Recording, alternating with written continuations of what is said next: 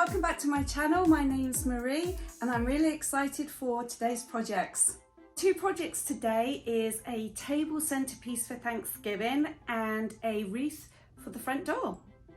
So even though my table centerpiece is for Thanksgiving, you could actually, with a change of florals, make it for Christmas, Easter, a graduation, or even a birthday party. So go grab yourself a coffee and get cozy and let's watch this together. So as you can see, I did start the project part way through just to speed things up. So I'm going to start from the beginning, which is shopping for the foliage and how I go about the thought process on what I need for that project. Okay, so this is a rough layout of the table. 6 chairs, 6 plates. We don't sit the turkey in the center of the dining table on Thanksgiving. We always serve from the kitchen counter. So this leaves me all this space that I can do my floral arrangement. So that's why I went with a rectangle pot. Now I see that I can spill over the floral arrangements either side. And I don't like it to be too high because I do like to be able to see everyone's faces at the table so we can have an easy conversation. So now that I have a picture in my head of how I want my floral arrangement to look, now I just need to know that when I go shopping, I'm looking for some longer pieces for here, some middle pieces up here to match with my tablecloth, and all the rest is basically filler to cover up the polystyrene. So I did add in some berries and different leaves for added dimension, but basically when I went shopping I knew exactly what I was looking for and I didn't overbuy, which I normally do. So for my filler to cover up the polystyrene, I bought 2 large bunches of yellow leaves that I could snip off individually and just fill in as and where I needed to. So I tend to work on one side first, and then once I'm comfortable with that side, I'll flip the pot around and I'll work on the other side, and I try to make them symmetrical. So no matter if you're sitting on one side or the other side of the table, you're basically seeing the same arrangement. So when you're putting your arrangement together, just remember you need several different colors and several different textures and also several different shapes and sizes. So when you add all these elements, you'll end up with a really interesting and pretty centerpiece. So when working on the arrangement, keep looking at it from different angles constantly, so you're not leaving any empty spaces. So a little tip that I like to use myself is wherever the floral arrangement is going to be, that's where I work. So in this instance, it's my dining table. So that's where I'm going to build and put my floral arrangement together. So I know that I don't overbuild it. So as you can see here, I'm adding in different colors and different textures to add in interest.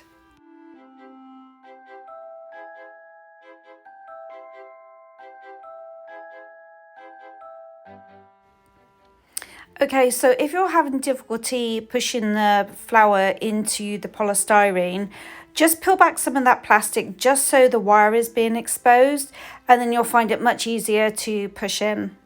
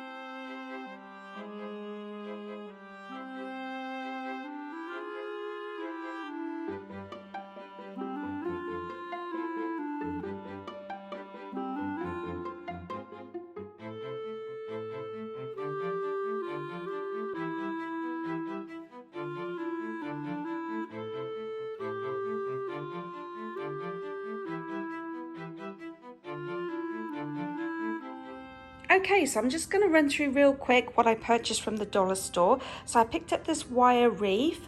I have these ribbons here. I have these burlap leaves. These leaves were actually left over from the table centerpiece. I have the hook for the front door, and I have these foliage bunches that I bought also for $1 each. And what I liked about these is that they're actually plastic, so they might hold up a bit better in the weather. I did pick up these, however, I'm not sure if I'm going to use these or not, maybe for a future project.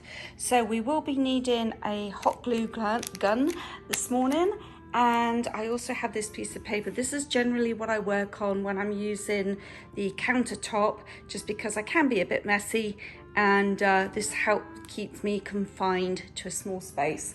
So let's jump right in and get this wreath started. So the first thing I'm going to do is open up my ribbon and see how much I have, because I haven't really decided how I'm going to lay this wreath out.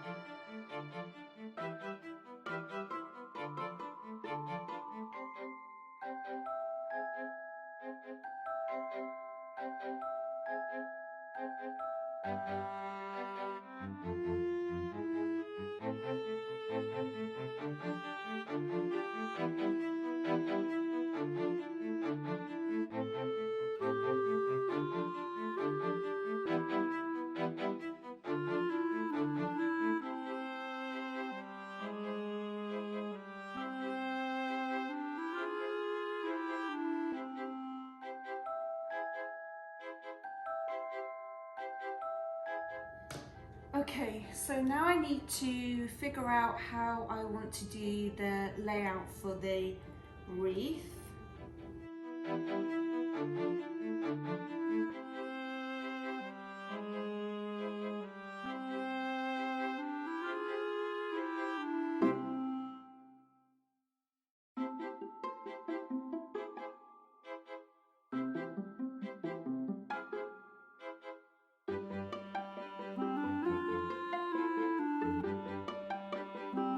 Okay, so now I've done a rough layout. None of this is attached.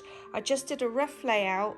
I know exactly where I want stuff to go. I'm going to start up here and work backwards, and then just take these apart and then glue them, and let's see how the finished product looks.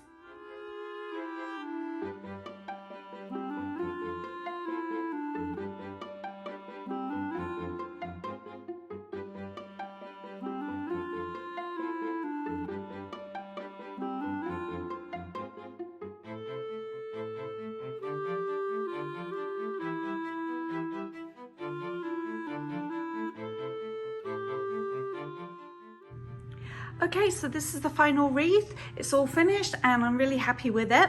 So in total, I've added it up and this cost $12 to make. It took a little while to put together, but I'm really happy with it. So there is one little tip. If you want to incorporate several different bunches of colors, make sure that you incorporate, so you see I have the red here. I didn't just end the red there. I added bits of the red in on the way up. Up here again, we have the pink going into the purple. I have some of these leaves here that I attached to this plant here. I cut some off and I incorporated them here and there. So it didn't look like it was blocks of color. So it didn't end up stripy. So yeah, I'm really happy with it. And this Thanksgiving table centerpiece cost me roughly $60. And that price did include the pot. Okay, so I really hope you enjoyed this video. I had fun putting this together. Thank you for watching and have a great weekend. Cotton pods, apparently. So yeah, I didn't end up using these, but you bet your bottom dollar I'm gonna use them again in a future project. Okay, so I found another one that I'm